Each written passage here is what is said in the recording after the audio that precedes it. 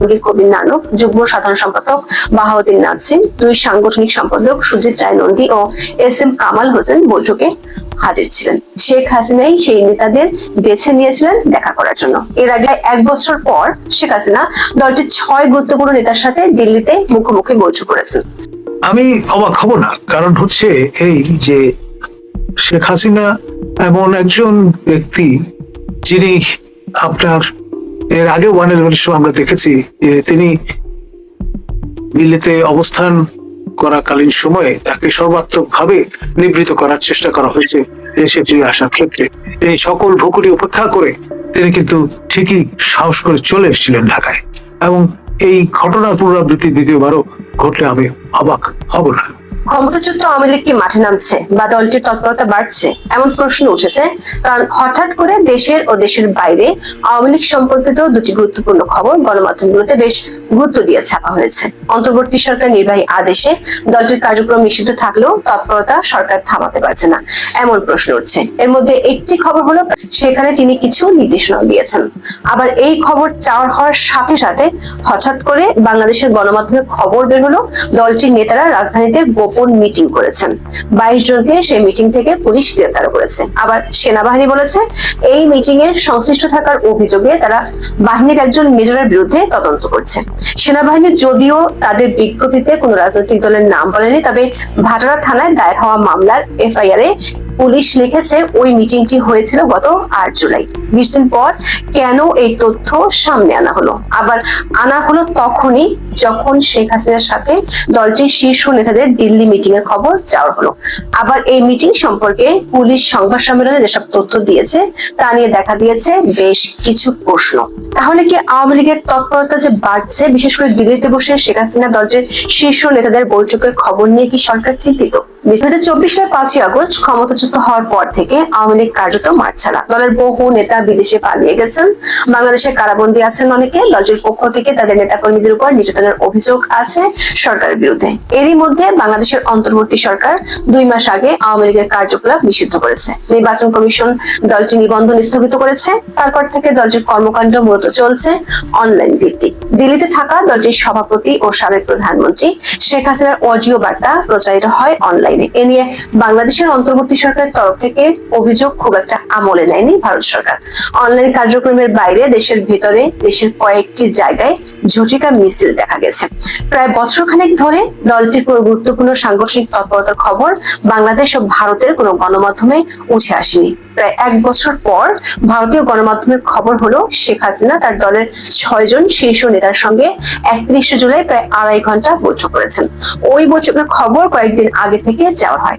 দুটি গণমাধ্যমের খবরে বলা হয়েছে ভারতে থাকা দলের 6 শীর্ষ নেতা আওয়ামী লীগের প্রেসিডিয়াম সদস্য মোফাজ্জল হোসেন চৌধুরী মায়া, সাবেক মুক্তিযুদ্ধ বিষয়ক মন্ত্রী আকাবা মোজাম্মেল হক, দলের প্রেসিডিয়াম সদস্য ব্যারিস্টার জাহাঙ্গীর কবির নানক, যুগ্ম সাধারণ সম্পাদক বাহাউদ্দিন নাজিম, দুই সাংগঠনিক সম্পাদক সুজিত রায় নন্দী ও এস.এম. কামাল হোসেন বৈঠকে হাজির ছিলেন। শেখ হাসিনাই সেই নেতাদের বেছে নিয়েছিলেন দেখা করার জন্য। এর আগে শুধু সাবেক স্বরাষ্ট্রমন্ত্রী আসাদুজ্জামান খান কামাল শেখ হাসিনার সাথে দিল্লিতে দেখা করার সুযোগ পেয়েছিলেন। এর অর্থ হলো গত বছরের 5ই আগস্টের পর এই প্রথম দলটির এত নেতার সাথে শেখ হাসিনা বৈঠক করলেন।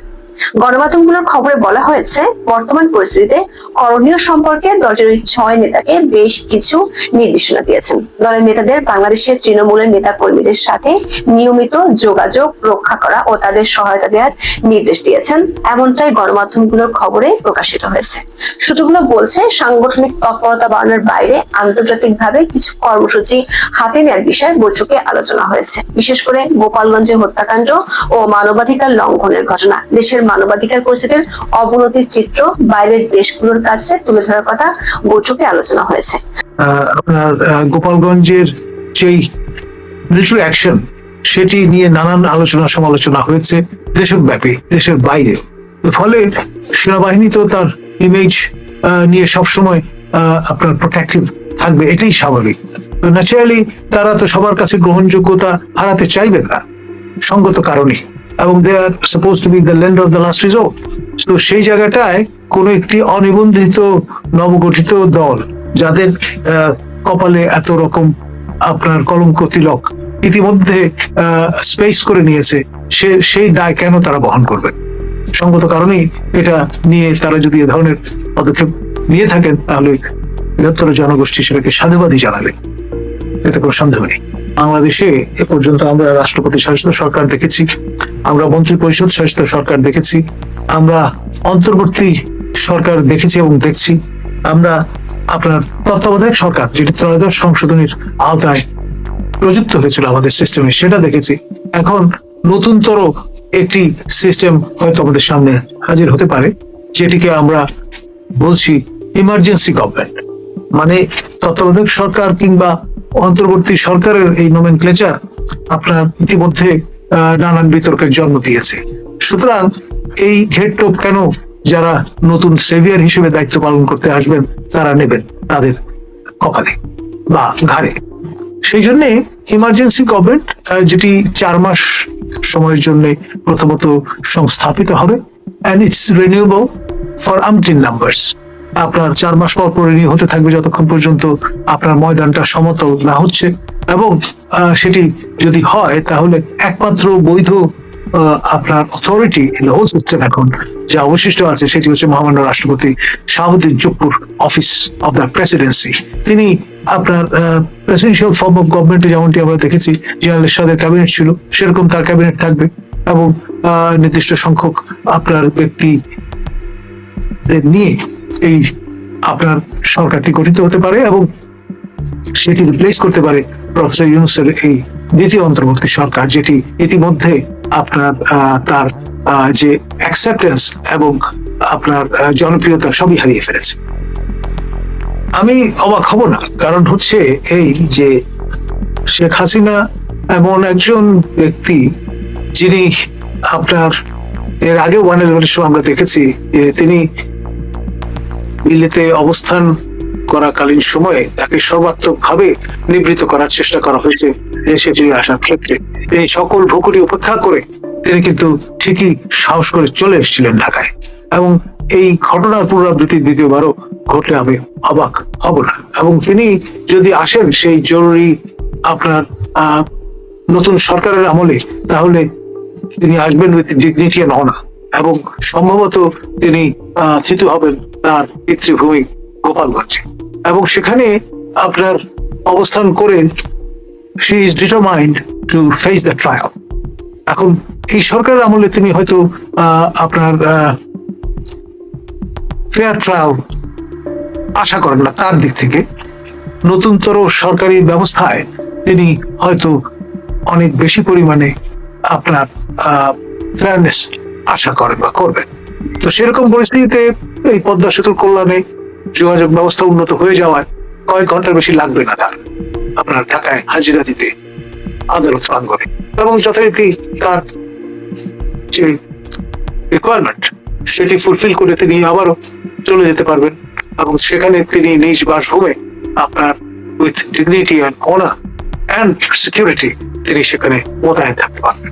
এবং এই ট্রায়াল লেন্দি হবে ন্যাচারালি, সেই কারণে সহসা নির্বাচন আমি চোখে দেখি না। প্রফেসর ইউনূসের যেই আপনার অ্যারেঞ্জমেন্ট সেটিরই এক্সটেনশন হবে হয়তো সেটি, এবং আপনার এই পুরো টেনিয়র যেটি শেখ হাসিনার অবশিষ্ট টেনিয়র সেটি শেষ হতে হতে আপনার হয়তো বিচার কার্য একটা জায়গায় গিয়ে উপনীত হবে, এবং তার ফলে আমরা আশা করতে পারি যে 2029-এর পরে হয়তো ত্রয়োদশ সংসদ নির্বাচনের ময়দানটা সমতল হবে বাইদের।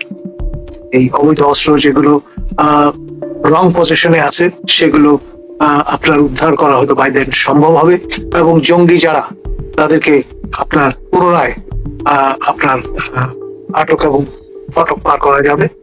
আর এই যে ধরুন অভিজিৎ হত্যাকাণ্ডের আসামি তাকে এই জামিন দিয়ে দেওয়ার মতো ঘটনা ঘটেছে, এই বিষয়গুলো তখন হয়তো অনায়াসে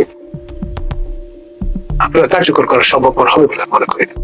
ব্যবস্থায় হয়তো অসম্ভব, কিন্তু পরিবর্তিত পরিস্থিতিতে তুলনামূলকভাবে নিউট্রাল একটা গভর্নমেন্টের যখন স্থিতি ঘটবে তখন হয়তো সেটি সম্ভবপর হবে। আপনি খেয়াল করে দেখেন মার্কিন স্টেট ডিপার্টমেন্ট $5 মিলিয়ন বাউন্টি ঘোষণা করেছিল অভিজিৎ হত্যাকারীদের যারা ধরে দিতে পারবেন তাদের। এখন সন্দেহভাজন এরকম ব্যক্তিদের যদি আপনি ছেড়ে দেন, তার মানে কি আপনি এক ধরনের নেগেটিভ সেন্সে অ্যাফার্মেটিভ অ্যাকশন ধর্মে আপনার উদ্যোগ নিচ্ছেন, যেটি জঙ্গি তৎপরতাকে উৎসাহিত করবে এবং এই ধারণা দেবে যে আপনি জঙ্গিপনা করলেও you can get away with that. এবং মার্কিন স্টেট ডিপার্টমেন্ট 5 মিলিয়ন কেন 15 মিলিয়ন বা 50 মিলিয়ন আপনার বাউন্ডারিও ঘোষণা করুক না কেন, তাতে কিছু যায় আসে না। জঙ্গিদের জন্য সারা জাহান হামারা। বলছি আমরা inclusive election, inclusive election is a must, এই কারণে যে 14, 18 এবং 24 নির্বাচনকে আমরা যে কারণে বড় বড় প্রশ্নবোধক চিহ্ন হাজির করে বিবেচনায় লিপ্ত হই, একই রকম অবস্থা দাঁড়াবে যদি আপনার দেশের অর্ধেক ইলেকটোরেটকে যারা প্রেজেন্ট করেন, আওয়ামী লীগ, জাতীয় পার্টি এবং 14 দল এবং তাদের মিত্ররা, তাদেরকে বাদ দিয়ে আপনি এলব আউট করে বিবেচনার বাইরে রেখে যদি সেই নির্বাচন আয়োজন করতে যান, তাহলে জেন্ডার প্রিন্সিপাল অনুসারে সেই নির্বাচনটি হবে ত্রুটিপূর্ণ, আগের নির্বাচনকে যদি আপনি ত্রুটিপূর্ণ বলে মনে করে থাকেন। দেখুন, স্টেট উইদিন স্টেট অ্যাক্টর অদৃশ্যভাবেই কাজ করে। আপনার সংশ্লিষ্ট ব্যক্তিবর্গ নিশ্চয় অনুভব করতে সক্ষম হচ্ছেন এটা আসছে কোত্থেকে। ফলে তারা হয়তো ছেড়ে কেসে বলছেন না, কিন্তু অনুভব এবং অনুভবের মধ্যে সেটি প্রবেশ করেছে। আপনি জানেন যে New Zealand, Australia, United States of America, Canada আপনার প্রভৃতি দেশ, তারা যেভাবে অপারেট করেন সেখানে 5 আইস বলে একটা কোঅর্ডিনেশনের স্পেস আছে। আপনি যে অস্ট্রেলিয়ায় অবস্থান করছেন, অস্ট্রেলিয়ান স্টেট উইথ স্টেট অ্যাক্টরদের আপনার নলেজের বাইরে কি আপনি মনে করেন এই 6 কোটি টাকা আপনার স্থিতি পেয়েছে? এবং তাদের নজরে আছে বলেই বিষয়টা ফোরফ্রন্টে চলে এসছে। এখন জাতীয় আন্তর্জাতিক যে ব্যাপারগুলো সেগুলো কিভাবে কাজ করে সেটা তো আপনি গত সরকারের সময় দেখেছেন যে Richard Nephew, global anti corruption coordinator of the United States of America, তিনি কিন্তু সোজা ঢাকায় এসে হাজির হয়েছিলেন এবং তৎকালীন দুদকের চেয়ারম্যান তিনি শাহী করে গেছিলেন, কিন্তু সচিব মহোদয়কে তো হাজির থাকতে হয়েছে। তিনি যে হোমওয়ার্কটা করে এসেছিলেন সেটা মিলিয়ে নিয়েছিলেন তার সঙ্গে, তারপর গিয়ে হাজির হয়েছিলেন পররাষ্ট্র মন্ত্রণালয়ে। তৎকালীন পররাষ্ট্র সচিব আপনার মোমেন মহোদয়কে নিয়ে যৌথ প্রেস কনফারেন্স করে মোমেন মহোদয়কে দিয়ে বলিয়ে ছেড়েছেন যে আপনার স্যাংশন হতে পারে দুর্নীতি নিবারণে একটি বড় হাতিয়ার।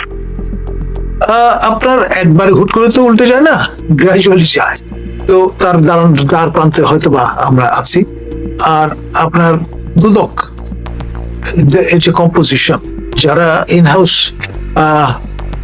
কাজ করছেন, তারা ইতিমধ্যে অনেকেই আপনার পরিচালক এবং ডিজি এই পদগুলোতে সমাসীন হচ্ছেন।